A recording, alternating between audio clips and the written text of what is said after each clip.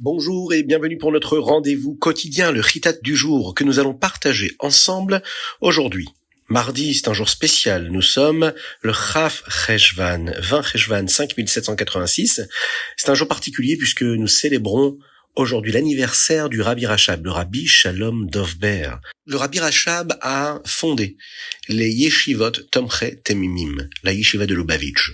Tomchei Temimim a enseigné aux étudiants, aux Bachurim, à étudier d'un côté la partie révélée de la Torah, le Niglé, mais aussi la Chassidut.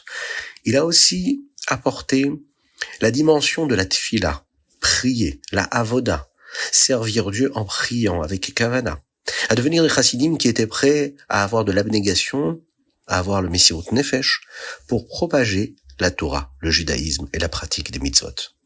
Les chassidim qui étaient prêts à tout faire pour que la Torah et les mitzvot soient diffusées, en particulier en Russie, et les shluchim qui ont fait ce que le Rabbi Shalom Dovber a initié, en faisant ce Messirut Nefesh-là, dont il y avait besoin à cette époque, et dont nous avons hérité les valeurs jusqu'à aujourd'hui. Le jour de Chaf Cheshvan, le Rabbi a demandé que les chassidim essayent d'aller dans une yeshiva pour au moins quelques minutes, prier ou donner de la tzedaka, étudier quelque chose ou faire un rassemblement, un farbrengen, afin de vivre et de s'imprégner de ce qu'était cette lumière si particulière, la lumière du Rabbi Shalom Dovber, le Rabbi Rachab, qui nous accompagne encore et toujours aujourd'hui.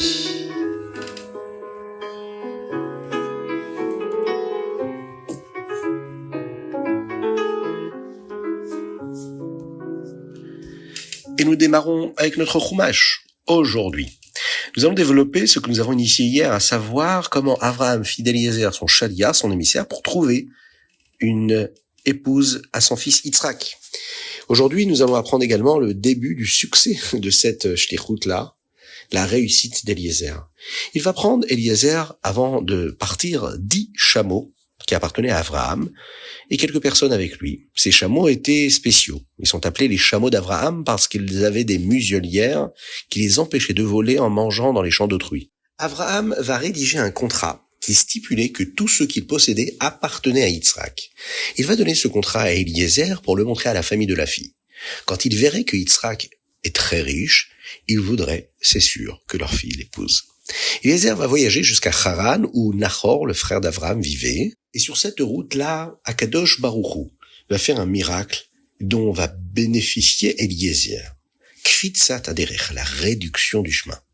Il arriva en un seul jour à Haran, même si cela aurait dû prendre 17 jours. Eliezer va se diriger avec les chameaux vers le puits. Pendant la nuit, lorsque les jeunes filles allaient chercher de l'eau pour leur maison, il va prier pour qu'Akadosh Baruch Hu l'aide à trouver la bonne fille. Il dit à Hachem qu'il ferait un signe s'il demandait à une fille de lui donner de l'eau, et que cette fille-là était prête à lui donner de l'eau, mais aussi à ses chameaux. Ce serait la bonne épouse pour Yitzhak, puisqu'elle serait une fille de bonté, de chesed.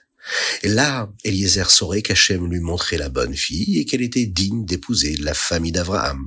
Il n'eut même pas fini de prier lorsque Rivka, la fille de Bethuel et la petite fille de Nahor, le frère d'Avraham, sortit. Elle était belle, elle était très modeste. Elle était habillée avec tsniout, avec pudeur. Et lorsqu'elle descendit au puits, l'eau monta pour qu'il lui soit plus facile de remplir sa cruche. Eliezer vit le miracle et réalisa qu'elle était probablement une tzadékette. Eliezer courut vers elle et lui demanda un peu à boire.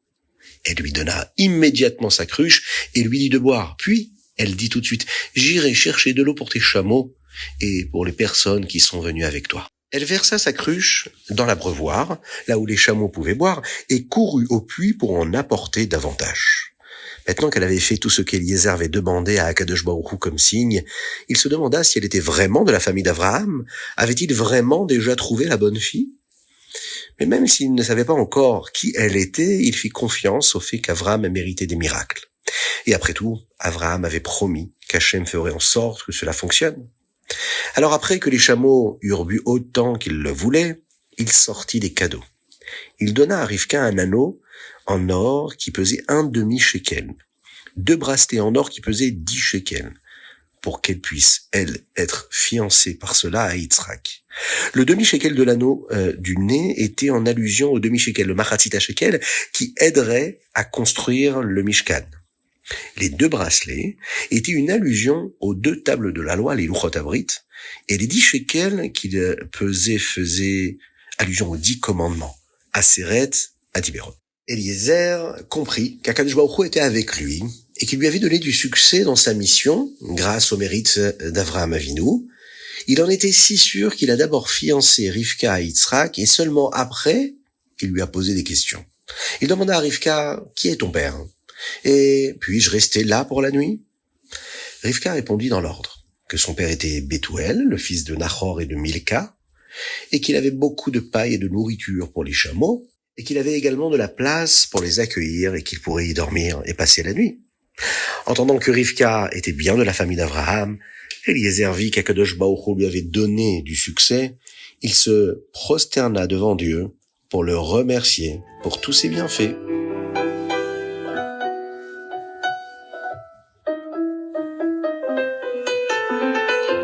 Teilim. Aujourd'hui, nous sommes le 20 Cheshvan et nous lisons du Teilim 97 au 103, du Teilim Tzadik Zain au Kouf Gimel. Dans le Teilim d'aujourd'hui, il y a un verset qui dit comme ça. Moshe et Aaron bechohanav u Shmuel bekoreshemo. Moshe et Aaron étaient parmi ses prêtres, les Kohanim, et Shmuel parmi ceux qui invoquaient son nom. La Gemara explique que Shmuel Hanavi, le prophète Shmuel dans sa génération, était aussi grand que Moshe et Aaron dans leur génération. Le Rabbi nous enseigne à ce propos que lorsque les bénis Israël sont sortis d'Égypte, Hachem leur donna 2 dirigeants, Moshe, qui leur enseigna la Torah, qui est la même pour tout le monde, et Aaron, qui aide à chaque personne à faire de son mieux pour se connecter à la Torah à son propre niveau. Shmuel Hanavi fut capable de faire les 2 tâches ensemble, enseigner la Torah et la vérité au Ham Israël et aider chacun en fonction de son propre niveau. Le Rabbi nous dit que les Rebbeim Chabad étaient chacun comme Shmuel, qu'ils possédaient les 2 forces ensemble. D'ailleurs, ils nous enseignent dans leur Torah comment nous devons servir Dieu, et ce qui aide aussi également chacun de nous à se rapprocher de l'accomplissement de notre propre mission à chacun, puisque nous avons chacun une mission particulière et bien définie, mais que nous étudions tous la même Torah, et que nous avons chacun une mission bien définie et particulière qui nous est propre et que nous devons accomplir avec l'aide de Dieu.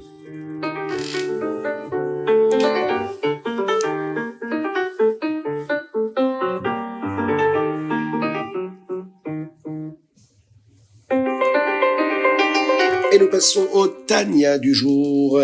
Afin que la Neshama ressente le plaisir de la Elokut, de la divinité dans le Gan Eden, elle doit se préparer dans ce monde. Nous faisons cela en faisant ce qu'Hachem veut. Quand on accomplit les mitzvot d'Akadosh Baruch Hu, alors notre Neshama en profite. On peut ressentir cette sérénité, cette tranquillité, cette joie véritable qui nous submerge. Et cela parce que notre Neshama, qui est notre essence même, devient notre essentiel, devient notre véritable joie, puisqu'elle est nourrie, puisqu'elle se rattache à son essence première, à savoir à Kadosh Baruch Hu. Les Chachamim disent qu'une personne qui étudie les lois de la Torah dans ce monde se voit promettre le monde futur, ce que nous appelons le Olam Haba.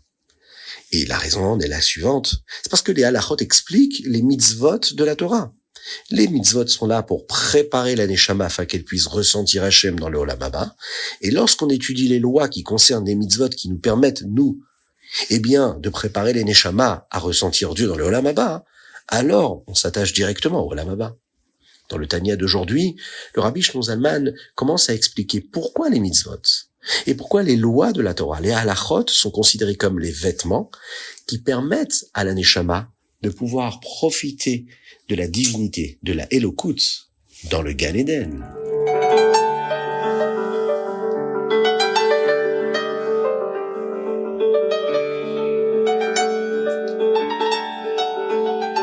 Ayom Yom.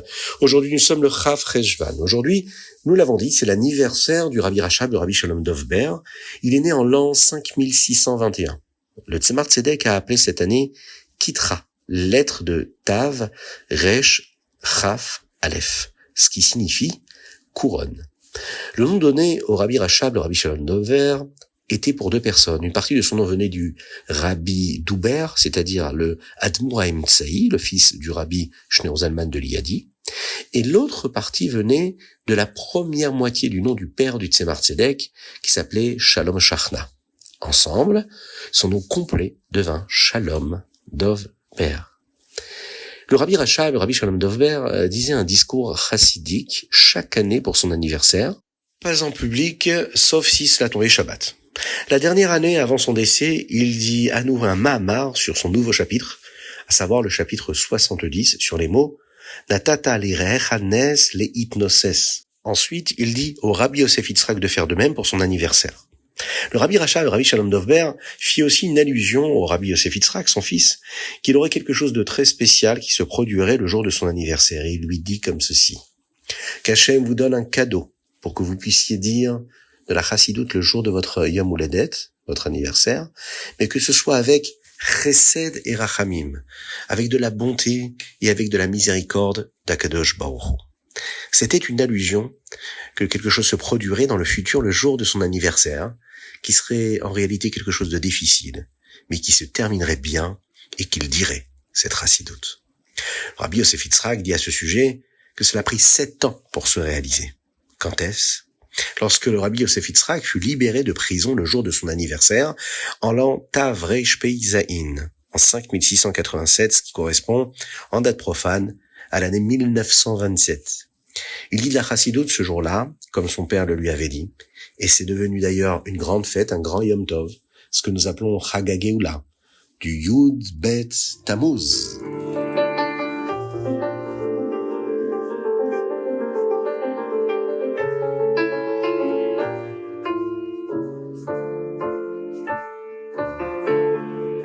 Rambam. Nous étudions aujourd'hui les Ilchot, Chovel ou Mazik, les lois qui concernent celui qui blesse et celui qui endommage. Dans le Rambam d'aujourd'hui, nous apprenons les dommages qu'une personne doit payer si elle en a blessé une autre. Dans le premier chapitre, le Rambam nous enseigne qu'il y a 5 types de dommages qu'une personne pourrait être tenue de payer. Il nous explique ce qu'est chacun d'eux. Le Rambam explique également dans quel type de cas chacun d'eux devrait être payé. Dans le chapitre Bet, deuxième chapitre, le Rambam nous explique comment nous calculons combien payer pour chaque type de dommage. Une des lois du Bet Din est que il ne peut forcer quelqu'un à payer que s'il a touché l'autre personne. Mais s'il a effrayé la personne sans la toucher, le Bet Din ne peut pas le forcer à payer. Mais bon, Akadosh Baruch Hu le fera. Patour midine Adam vechayav bidine shamaim. Il est exempté des lois humaines, mais il est redevable des lois célestes. Enfin, dans le chapitre Gimel, troisième chapitre, le Rambam explique combien une personne doit payer pour avoir embarrassé une personne, lui avoir fait du mal, s'il y a certains montants qui sont appelés des knassim pour différentes choses qui sont faites pour les embarrasser. Si quelqu'un embarrasse un érudit de la Torah, un Talmid Chacham, même juste avec des mots, il est censé payer 35 dinars d'or. Le Rambam dit que nous faisons cela même en dehors des Eretz Israël, et cela s'est produit de nombreuses fois lorsque lui, le Rambam, vivait en Espagne.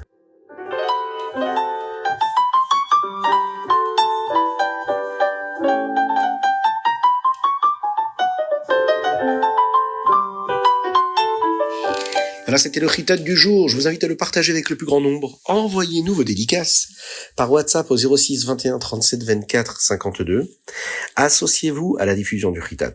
Que Dieu vous bénisse et qu'il vous protège. Vous pouvez également trouver tous les renseignements sur chitat.fr, hitat.fr. Que Dieu vous bénisse, qu'il vous protège, qu'il inonde votre existence de bonté, de grâce et de miséricorde. Une spéciale dédicace aujourd'hui à tous ces jeunes Bachourim qui étudient à la Yeshiva Tomchet Mimim en ce jour, l'anniversaire du Rabbi Shalom Dovber, que son mérite les protège, qui leur donne de la force, du courage, qui leur donne de la simcha, de la joie, qui leur permettent d'étudier la Torah avec beaucoup de concentration, de prier, de servir Dieu. Qu'ils soient tous des chayalim, chassidim, irei shamayim, ve lamdanim. À très bientôt. Que Dieu vous bénisse.